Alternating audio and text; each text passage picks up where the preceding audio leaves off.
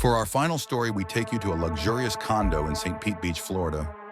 Joe, the narrator, was visiting the condo with his friends Sebastian and his sister. Sebastian had a reputation for being the life of the party, always laughing and telling wild stories.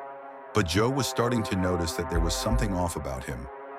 After a wild night at the bars, Sebastian began acting strangely.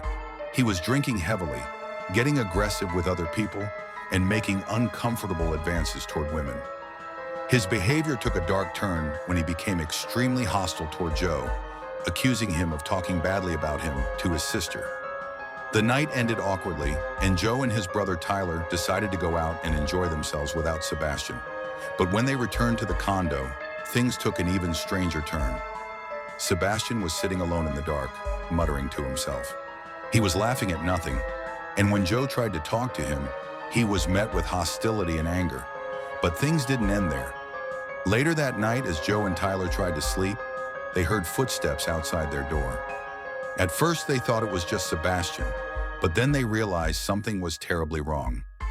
Sebastian had been standing in front of their door, listening to their conversation. As they tried to stay quiet, they heard him talking to himself in the living room, laughing maniacally. Joe and Tyler were both spooked, but they tried to sleep.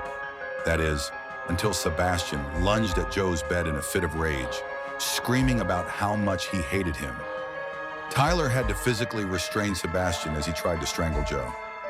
The night ended with the two brothers packing up and leaving, staying at a hotel for the rest of the weekend. Sebastian's behavior was erratic, and it was clear that something was deeply wrong with him.